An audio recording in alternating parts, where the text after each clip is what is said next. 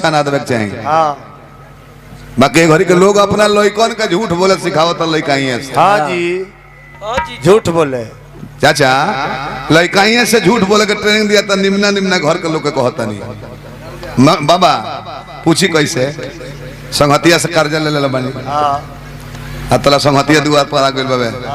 8 साल का लड़का दुआर पर बाबे आ कहता कि पापा अंकल जी आए हैं मिलने के लिए। कहता जाके कह दे कि पापा घरे नहीं खो जो तो हो जाता तो लड़का के बुझ जाए। कहता कि पापा कॉले हाँ कि पापा घरे नहीं खो तो लड़को उल्टा से न बोलता रहा चाचा। घर से साइकिल लेके जाता बोहरी गार्जियन पूछले कहाँ रे कहता कि आवता नहीं आउ जाता इन है कि फलाना जगह जाता नहीं आधा घंटा में आई कहाँ जाते रे आवता नहीं आउ जाता उल्टे बोलता वो हो जाने की। बूढ़ा बड़ा करे एगो लड़का के नाम हो पुरुषोत्तम बताइए गिलास गिन के देवेला पुरुषोत्तम पानी का गिलास चल जाए तो उठा कर भाग जाए बिहने पे जाए से तेज बना दे बड़ा 20 बेरा का पोल बुताई पंखा बुताई कि बिजली कम कटो पूछले कि के ना सुना ना तो ओकरा से कहले कि जूत दलबूट किन ले जो 50 रुपया देहले वो 35 रुपया के दलबूट किन के आई 15 रुपया का भले रे तो खुला नार लो दुकानदारवा को सब बात मिले जी भूला जाए तो 2 चाटा गोलियां मारता भूले ना रहो तारी कुछ ना ले लेला ओकरा दिमाग में बात तो बस गई दौन दौर। अब जाने की एक दिन कहता कि पापा बाल बढ़ गया है थोड़ा छोटा कराना है ले 50 रुपया लेके गोइल बेचारा। आधा घंटा के बाद उन्हें से आवता मुड़ी छिलवा बोले बोले हम बोले भाई तो मुड़ी का छिलवा ले रे हम अपना सुना छिल दिल सब कैसे कैसे तो हजामत पहले बना दिल छोट छोट केस कह दिल पैसा देने है तो 30 गो 71 रुपया दो 50 टकिया देनी है तो 20 रुपया खुला ना रहो तो इन्हों को कुछ और ले ले जाला छोड़ल ना जाला तो कहने है कि 20 रुपया का और ही बना दे बस छील दिल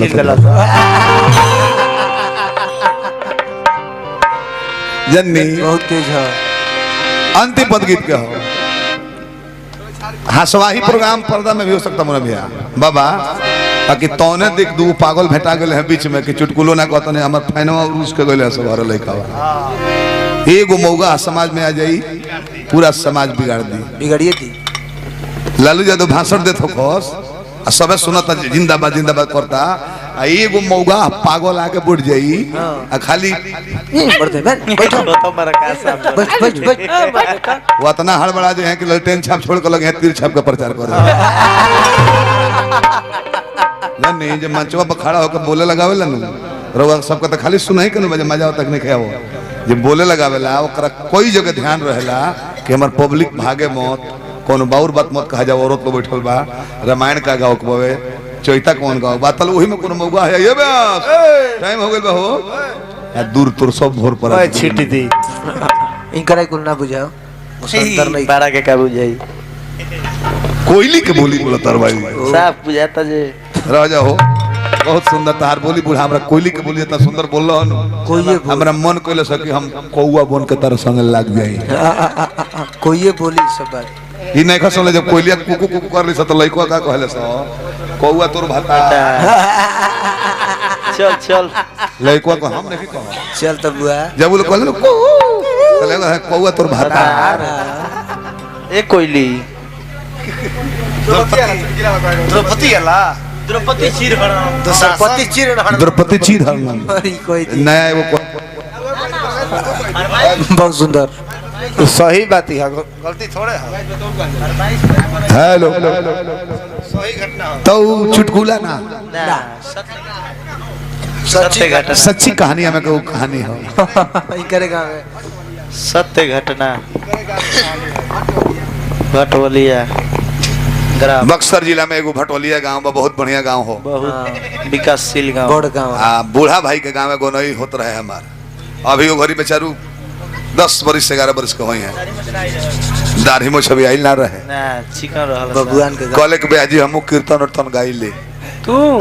आज प्रोग्राम बा हमको ना तो कहले हमरे के यहाँ रह जाई। हाँ आज हमारे गांव में लड़का ड्रामा के पाठ ले ले बड़े सो। अच्छा ड्रामा के द्रौपदी चीर हरणम के पाठ होखे वाला बा। अरे महाभारत के अरे बहुत सुंदर बहुत सुंदर। आ द्रौपदी जेकरा के बनाओ रहे उ लड़का कहीं भुला गइल। आ बूढ़ा के जब अमूल दूध के डिब्बा नहीं देह देखले सन लड़का ही में बाबू ड्रामा वाला कहले कि बबुआ ले है 300 रुपया लो द्रौपदी बन जा। ठीक कहले कि ना 500 ले ठीक बा 500 साल दिया गइल इनका के भइल की नीचे कोनो कपड़ा पहने के नहीं अंडरवियर वगैरह कुछ ना 7 गो साड़ी पहना दिए। आ दुशासन से कहा कि 6 गो साड़ी खींच के आ थक के गिर जाइ हो। अच्छा आ दुशासन मुहजोरे बना रहे वो एकदम दर्शन जी बस कहिए तो कहते रहिए सुनिए तो सुनबे ना कर। अब जाने की भइल की द्रौपदी के साड़ी पहना दिया ओने दुर्योधन गरजता पर्दा खिंचाई। दुशासन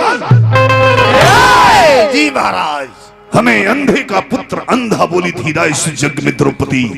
तो आज उस समय आ गया है अंधे को दिखाई नहीं देता द्रौपदी को खींच कर लाओ और समाज में नंगा करके मृजंगा पे बिठाया जाए क्योंकि अंधे को दिखाई नहीं देता है। जी जा जी महाराज दुशासन जाके वन से खींच के द्रौपदी के लेकर आओ हाँ मंच पर सारी खींचो दुशासन लागल खींचे।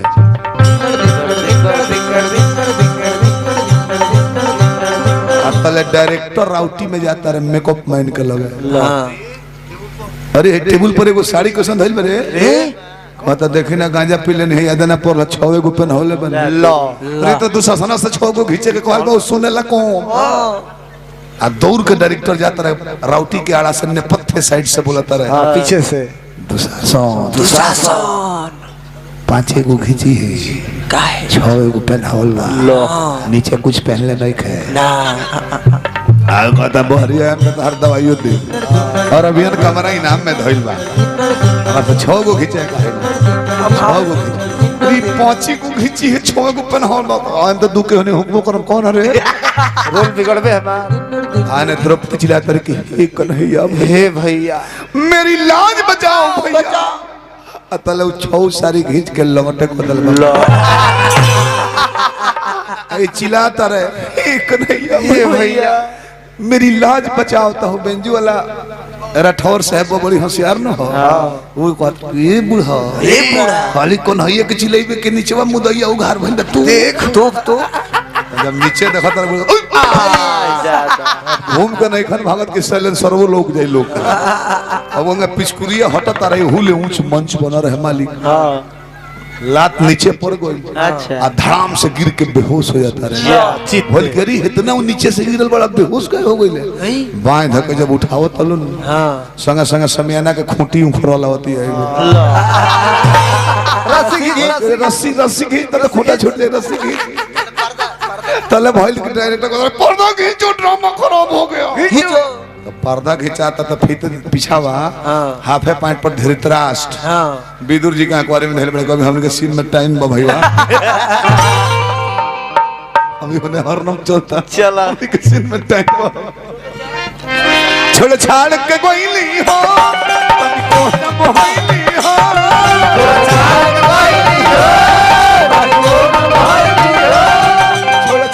के गोइली हो तनी को न मोहली हो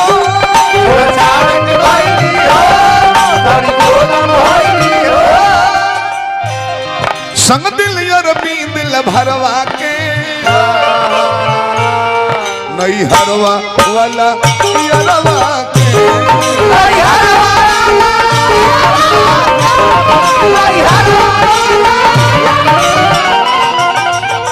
हरी करे जा फाटे ला लइका आत्महत्या कर ले सोई सोने में शादी को के चल गई खुद दुख में रहता आ तले होने से बैक फोन आ जाओ काजी क्वेश्चन बानी बुझाई कि सारा याद ताजा हो जाई करे जो फट जाई कल कोईली जब कॉल हो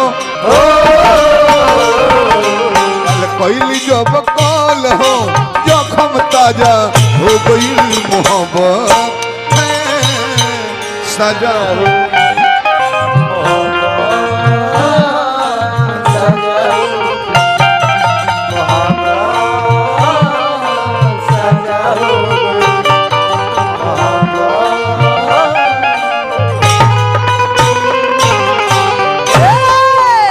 साइकिल किनवा दी का बूढ़ा हई लटियो गम में भूता गइल। अमित बाबा एगो नया चुटकुला एक दो हफ्ता से कहता नहीं हो आप भोर हरिया एगो चैता मारो घाटू रोको जैसे कि हमारा आरा प्रोग्राम बफे 3:30 होखों वाला बा। ई चुटकुला ना हंसो।